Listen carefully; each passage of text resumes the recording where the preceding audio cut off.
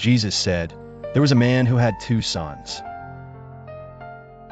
The youngest son was restless and longing for more, stood before his father.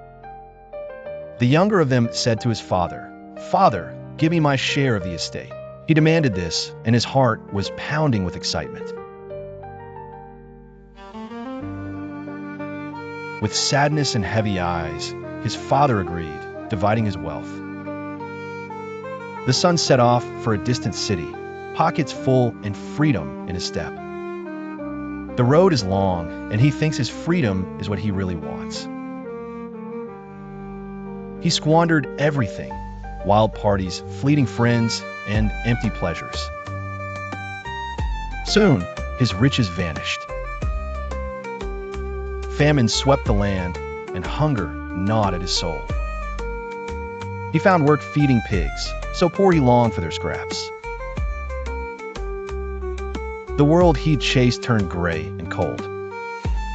Alone and broken in the muddy pen, regret flooded his heart. Remembering his father's kindness, he whispered, "I will arise and go to my father. I'll say, 'Father, I have sinned against heaven and before you. I'm not worthy to be called your son. Make me like one of your hired servants.'" With every weary step home, his confession trembled on his lips. Dust rising in the road, he saw a figure running, his father.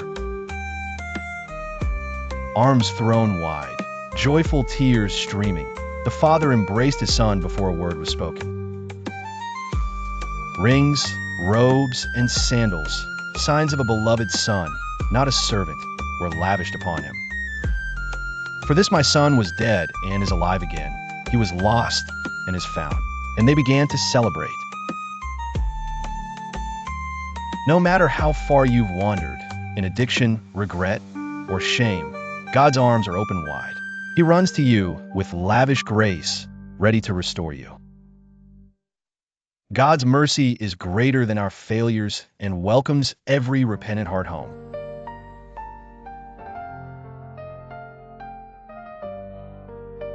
You're never too lost to begin again.